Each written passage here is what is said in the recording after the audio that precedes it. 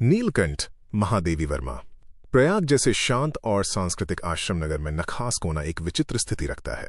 जितने दंगे फसाद और छुरे चाकूबाजी की घटनाएं घटित होती हैं, सबका शुभारंभ प्रायः नखास कोने से ही होता है।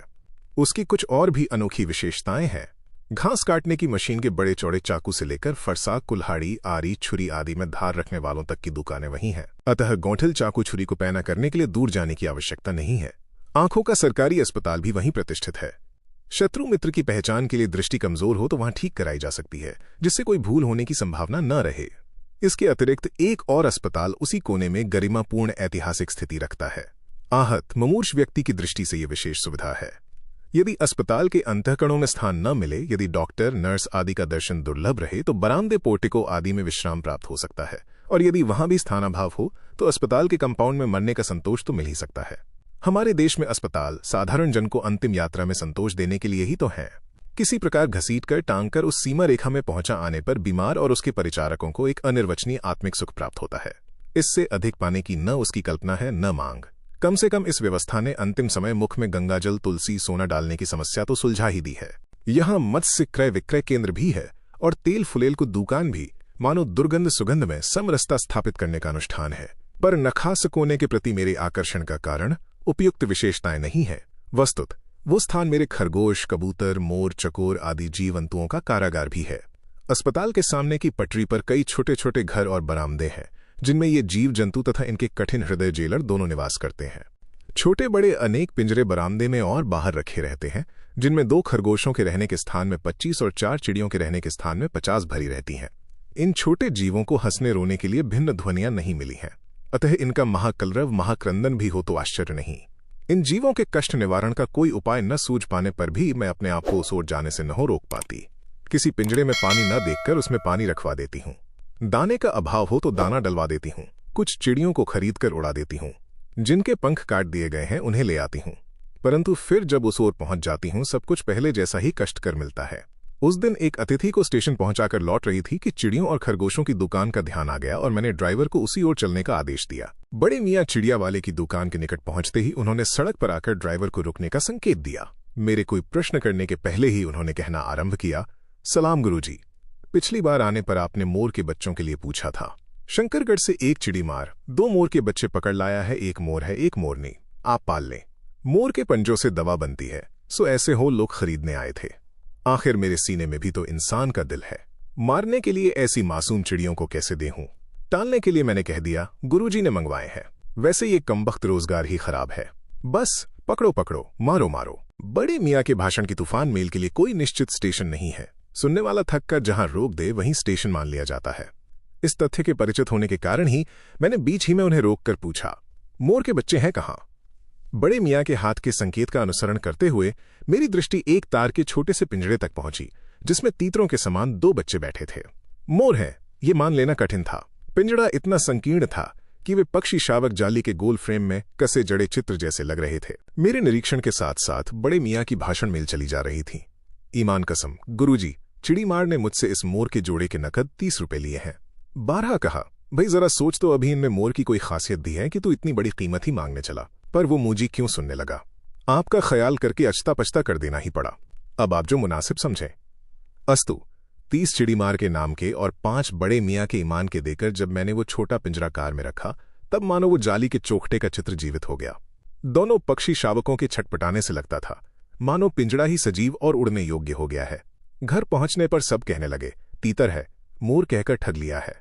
कदाचित अनेक बार ठगे जाने के कारण ही ठगे जाने की बात मेरे चिढ़ जाने की दुर्बलता बन गई है। अप्रसन्न होकर मैंने कहा, मोर के क्या सुरखाब के पर लगे हैं? है तो पक्षी ही। और तीतर बटेर क्या लंबी पूंछ न होने के कारण उपेक्षा योग्य पक्षी हैं?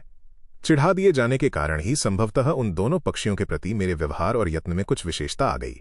पहले अपने पढ़ने लिखने के कमरे में उनका पिंजरा रखकर उसका दरवाजा खोला। फिर 2 कटोरों में सत्तू की छोटी छोटी गोलियां और पानी रखा। वे दोनों चूहेदानी जैसे पिंजड़े से निकलकर कमरे में मानो खो गए। कभी मेज के नीचे घुस गए, कभी अलमारी के पीछे। अंत में इस लुका छिपी से थककर उन्होंने मेरी रद्दी कागजों की टोकरी को अपने नए बसेरे का गौरव प्रदान किया। 2-4 दिन वे इसी प्रकार दिन में इधर उधर गुप्तवास करते और रात में रद्दी की टोकरी में प्रकट होते रहे। फिर आश्वस्त हो जाने पर कभी मेरी मेज पर, कभी कुर्सी पर और कभी मेरे सिर पर अचानक आविर्भूत होने लगे। खिड़कियों में तो जाली लगी थी, पर दरवाजा मुझे निरंतर बंद रखना पड़ता था। खुला रखने पर चित्रा, मेरी बिल्ली, इन नवागंतुकों का पता लगा सकती थी, और तब उसकी शोध का क्या परिणाम होता, ये अनुमान करना कठिन नहीं है। वैसे वो चूहों पर भी आक्रमण नहीं करती, परंतु यहां तो सर्वथा अपरिचित पक्षियों की अनधिकार चेष्टा का प्रश्न था। उसके लिए दरवाजा बंद रहे और ये दोनों उसकी दृष्टि में ऐरे गहरे मेरी मेज को अपना सिंहासन बना लें, ये स्थिति चित्रा जैसी अभिमानिनी मार्जारी के लिए असह्य ही कही जाएगी। जब मेरे कमरे का कायाकल्प चिड़िया खाने के रूप में होने लगा, तब मैंने बड़ी कठिनाई से दोनों चिड़ियों को पकड़कर जाली के बड़े घर में पहुंचाया, जो मेरे जीव जंतुओं का सामान्य निवास है।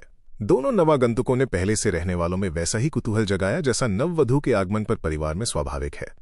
लक्का कबूतर नाचना छोड़कर दौड़ पड़े और उनके चारों ओर घूम घूम कर गुटरगू गुटरगू की रागनी अलापने लगे। बड़े खरगोश सभ्य सभासदों के समान क्रम से बैठकर गंभीर भाव से उनका निरीक्षण करने लगे। ऊन की गेंद जैसे छोटे खरगोश उनके चारों ओर उछल कूद मचाने लगे। तोते मानो भली भांति देखने के लिए एक आंख बंद करके उनका परीक्षण करने लगे। ताम्रचूड़ झूले से उतरकर और दोनों पंखों को फैलाकर शोर करने लगा। उस दिन मेरे चिड़ियाघर में मानो भूचाल आ गया। धीरे धीरे दोनों मोर बच्चे बढ़ने लगे। उनका कायाकल्प वैसा ही क्रमशः और रंगमय था जैसा इल्ली से तितली का बनना। मोर के सिर की कलगी और सघन, ऊंची तथा चमकीली हो गई। चोंच अधिक बंकिम और पैनी हो गई। गोल आंखों में इंद्रनील की नीलाभ द्युति झलकने लगी। लंबी लील हरित ग्रीवा की हर भंगिमा में धूप छाही तरंगे उठने गिरने लगी। दक्षिण वाम दोनों पंखों में स्लेटी और सफेद आलेखन स्पष्ट होने लगे। पूंछ लंबी हुई और उसके पंखों पर चंद्रिकाओं के इंद्रधनुषी रंग उद्दीप्त हो उठे। रंग रहित पैरों को गर्वीली गति ने एक नई गरिमा से रंजित कर दिया। उसका गर्दन ऊंची कर देखना, विशेष भंगिमा के साथ उसे नीचा कर दाना चुगना, पानी पीना, टेढ़ी कर शब्द सुनना आदि क्रियाओं में जो सुकुमारता और सौंदर्य था, उसका अनुभव देखकर ही किया जा सकता है। गति का चित्र नहीं आंका जा सकता। मोरनी का विकास मोर के समान चमत्कारिक तो नहीं हुआ, परंतु अपनी लंबी धूप छाही गर्दन, हवा में चंचल कलगी, पंखों की श्याम श्वेत पत्रलेखा, मंथर गति आदि से वह भी मोर की उपयुक्त सहचारिणी होने का प्रमाण देने लगी। नीलाभ ग्रीवा के कारण मोर का नाम रखा गया नीलकंठ और उसकी छाया के समान रहने के कारण मोरनी का नामकरण हुआ राधा। मुझे स्वयं ज्ञान नहीं कि कब नीलकंठ ने अपने आप को चिड़ियाघर के निवासी जीव जंतुओं का सेनापति और संरक्षक नियुक्त कर लिया। सवेरे ही वो सब खरगोश, कबूतर आदि की सेना एकत्र कर उस ओर ले जाता जहां दाना दिया जाता है और घूम घूम कर मानो सबकी रखवाली करता रहता। किसी ने कुछ गड़बड़ की और वो अपने तीखे चंचू प्रहार से उसे दंड देने दौड़ा। खरगोश के छोटे और शरीर बच्चों को वो चोंच से उनके कान पकड़कर उठा लेता था और जब तक वे आर्तक्रंदन न करने लगते उन्हें अधर में लटकाए रखता। कभी कभी उसकी पैनी चोंच से खरगोश के बच्चों का कर्णवेद संस्कार हो जाता था, पर वे फिर कभी उसे क्रोधित होने का अवसर न देते थे। उसके दंड विधान के समान ही उन जीव जंतुओं के प्रति उसका प्रेम भी असाधारण था। प्रायः वो मिट्टी में पंख फैलाकर बैठ जाता और वे सब उसकी लंबी पूंछ और सघन पंखों में छुआ छुअल सा खेलते रहते थे। एक दिन उसके अपत्य स्नेह का हमें ऐसा प्रमाण मिला कि हम विस्मित हो गए। कभी कभी खरगोश, कबूतर आदि सांप के लिए आकर्षण बन जाते हैं और यदि जाली के घर में पानी निकलने के लिए बनी नालियों में से कोई खुली रह जाए तो उसका भीतर प्रवेश पा लेना सहज हो जाता है। ऐसी ही किसी स्थिति में एक सांप जाली के भीतर पहुंच गया। सब जीव जंतु भागकर इधर उधर छिप गए। केवल एक शिशु खरगोश सांप की पकड़ में आ गया। निगलने के प्रयास में सांप ने उसका आधा पिछला शरीर तो मुंह में दबा रखा था, शेष आधा जो बाहर था उससे चींची का स्वर भी इतना तीव्र नहीं निकल सकता था कि किसी को स्पष्ट सुनाई दे सके। नीलकंठ दूर ऊपर झूले में सो रहा था। उसी के चौकन्ने कानों ने उस मंद स्वर की व्यथा पहचानी और वो पूंछ पंख समेटकर सर से एक झपट्टे में नीचे आ गया। संभवत अपनी सहज चेतना से ही उसने समझ लिया होगा कि सांप के फन पर चोंच मारने से खरगोश भी घायल हो सकता है। उसने सांप को फन के पास पंजों से दबाया और फिर चोंच से इतने प्रहार किए कि वो अधमरा हो गया। पकड़ ढीली पड़ते ही खरगोश का बच्चा मुख से निकल आया, परंतु निश्चेष सा वहीं पड़ा रहा। राधा ने सहायता देने की आवश्यकता नहीं समझी, परंतु अपनी मंद केका से किसी असामान्य घटना की सूचना सब ओर प्रसारित कर दी। माली पहुंचा, फिर हम सब पहुंचे।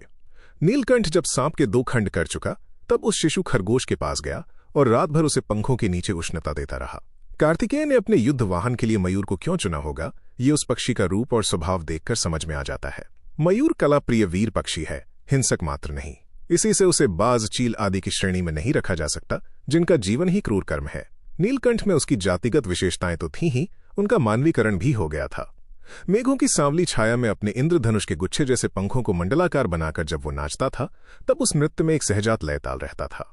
आगे पीछे दाहिने बाएं क्रम से घूमकर वो किसी अलक्ष्य सम पर ठहर ठहर जाता था। राधा नीलकंठ के समान नहीं नाच सकती थी, परंतु उसकी गति में भी छंद रहता था। वो नृत्यमग्न नीलकंठ के दाहिनी ओर के पंख को छूती हुई बाईं ओर निकल आती थी और बाएं पंख को स्पर्श कर दाहिनी ओर। इस प्रकार उसकी परिक्रमा में भी एक पूरक ताल का परिचय मिलता था। नीलकंठ ने कैसे समझ लिया कि उसका नृत्य मुझे बहुत भाता है, ये तो नहीं बताया जा सकता, परंतु अचानक एक दिन वो मेरे जाली घर के पास पहुंचते ही अपने झूले से उतरकर नीचे आ गया और पंखों का सतरंगी मंडलाकार छाता तानकर नृत्य की भंगिमा में खड़ा हो गया। तब से ये नृत्य भंगिमा नृत्य का क्रम बन गई। प्राय मेरे साथ कोई न कोई देशी विदेशी अतिथि भी पहुंच जाता था और नीलकंठ की मुद्रा को अपने प्रति सम्मान सूचक समझकर विस्मयाभिभूत हो उठता था। कई विदेशी महिलाओं ने उसे परफेक्ट जेंटलमैन की उपाधि दे डाली। जिस नुकीली पैनी चोंच से वो भयंकर विषधर को खंड खंड कर सकता था, उसी से मेरी हथेली पर रखे हुए भुने चने ऐसी कोमलता से हौले हौले उठाकर खाता था कि हंसी भी आती थी और विस्मय भी होता था। फलों के वृक्षों से अधिक उसे पुष्पित और पल्लवित वृक्ष भाते थे। वसंत में जब आम के वृक्ष सुनहली मंजरियों से लद जाते थे, अशोक नए लाल पल्लवों से ढंक जाता था, तब जाली घर में वो इतना अस्थिर हो उठता था कि उसे बाहर छोड़ देना पड़ता। पर जब तक राधा को भी मुक्त न किया जाए, वो दरवाजे के बाहर ही उपालंब की मुद्रा में खड़ा रहता। मंजरियों के बीच उसकी नीलाभ झलक संध्या की छाया से सुनहले सरोवर में नीले कमल दलों का भ्रम उत्पन्न कर देती थी। हवा से तरंगायत अशोक के रक्तिमाभ पत्तों में तो वो मूंगे के फलक पर मरकत से बना चित्र जान पड़ता था। नीलकंठ और राधा की सबसे प्रिय ऋतु तो वर्षा ही थी। मेघों के उमड़ आने से पहले ही वे हवा में उसकी सजल आहट पा लेते थे और तब उनकी मंद्र केका की गूंज अनुगूंज तीव्र से तीव्रतर होती हुई मानो बूंदों के उतरने के लिए सोपान पंक्ति बनने लगती थी। मेघ के गर्जन के ताल पर ही उसके तन्मय नृत्य का आरंभ होता और फिर मेघ जितना अधिक गरजता, बिजली जितनी अधिक चमकती, बूंदों की रिमझिमाहट जितनी तीव्र होती जाती, नीलकंठ के नृत्य का वेग उतना ही अधिक बढ़ता जाता और उसकी केका का स्वर उतना ही मंद्र से मंद्रतर होता जाता। वर्षा के थम जाने पर वो दाहिने पंजे पर दाहिना पंख और बाएं पर बायां पंख फैलाकर सुखाता। कभी कभी वे दोनों एक दूसरे के पंखों से टपकने वाली बूंदों को चोंच से पी पी कर पंखों का गीलापन दूर करते रहते। इस आनंदोत्सव की रागनी में बेमेल स्वर कैसे बज उठा, ये भी एक करुण कथा है। एक दिन मुझे किसी कार्य से नखास कोने से निकलना पड़ा और बड़े मियाँ ने पहले के समान कार को रोक लिया। इस बार किसी पिंजड़े की ओर नहीं देखूंगी, ये संकल्प करके मैंने बड़े मियाँ की विरल दाढ़ी और सफेद डोरे से कान में बंधी ऐनक को ही अपने ध्यान का केंद्र बनाया। पर बड़े मियाँ के पैरों के पास जो मोरनी पड़ी थी, उसे अनदेखा करना कठिन था। मोरनी राधा जैसी ही थी। उसके मूंछ से बंधे दोनों पंजों की उंगलियां टूटकर इस प्रकार एकत्र हो गई थीं कि वो खड़ी ही नहीं हो सकती थी। बड़े मियाँ की भाषण मेल फिर दौड़ने लगी। देखिए गुरुजी, कमबख्त चिड़ी मार ने बेचारी का क्या हाल किया है। ऐसे कभी चिड़िया पकड़ी जाती है। आप न आई होती तो मैं उसी के सिर इसे पटक देता। पर आपसे भी ये अधमरी मोरनी ले जाने को कैसे कहूं। सारा अंश ये कि 7 रुपए देकर मैं उसे अगली सीट पर रखवाकर घर ले आई और एक बार फिर मेरे पढ़ने लिखने का कमरा अस्पताल बना। पंजों की मरहम पट्टी और देखभाल करने पर वो महीने भर में अच्छी हो गई। उंगलियां वैसी ही टेढ़ी मेढ़ी रहीं, परंतु वो ठूंठ जैसे पंजों पर डगमगाती हुई चलने लगी। तब उसे जाली घर में पहुंचाया गया और नाम रखा गया कुब्जा। कुब्जा नाम के अनुरूप स्वभाव से भी वो कुब्जा प्रमाणित हुई। अब तक नीलकंठ और राधा साथ रहते थे। अब कुब्जा उन्हें साथ देखते ही मारने दौड़ती। चोंच से मार मार कर उसने राधा की कलगी नोच डाली, पंख नोच डाले। कठिनाई ये थी कि नीलकंठ उससे दूर भागता था और वो उसके साथ रहना चाहती थी। न किसी जीव जंतु से उसकी मित्रता थी, न वो किसी को नीलकंठ के समीप आने देना चाहती थी। उसी बीच राधा ने 2 अंडे दिए, जिनको वो पंखों में छिपाए बैठी रहती थी। पता चलते ही कुब्जा ने चोंच मार मार राधा को ढकेल दिया और फिर अंडे फोड़कर ढूंढ जैसे पैरों से सब ओर छितरा दिए। हमने उसे अलग बंद किया तो उसने दाना पानी छोड़ दिया और जाली पर सिर पटक पटक कर घायल कर लिया। इस कलह कोलाहल से और उससे भी अधिक राधा की दूरी से बेचारे नीलकंठ की प्रसन्नता का अंत हो गया। कई बार वो जाली के घर से निकल भागा। एक बार कई दिन भूखा प्यासा आम की शाखाओं में छिपा बैठा रहा, जहां से बहुत पुचकार कर मैंने उतारा। एक बार मेरी खिड़की के शेड पर छिपा रहा। मेरे दाना देने जाने पर वो सदा के समान अब भी पंखों को मंडलाकार बनाकर खड़ा हो जाता था, पर उसकी चाल में थकावट और आंखों में एक शून्यता रहती थी। अपनी अनुभवहीनता के कारण ही मैं आशा करती रही कि थोड़े दिन बाद सब में मेल हो जाएगा। अंत में 3-4 मास के उपरांत एक दिन सवेरे जाकर देखा कि नीलकंठ पूंछ पंख फैलाए धरती पर उसी प्रकार बैठा हुआ है जैसे खरगोश के बच्चों को पंख में छिपाकर बैठता था। मेरे पुकारने पर भी उसके न उठने पर संदेह हुआ। वास्तव में नीलकंठ मर गया था। क्यों का उत्तर तो अब तक नहीं मिल सका है। न उसे कोई बीमारी हुई, न उसके रंग बिरंगे फूलों के स्तबक जैसे शरीर पर किसी चोट का चिन्ह मिला। मैं अपने शाल में लपेटकर उसे संगम ले गई।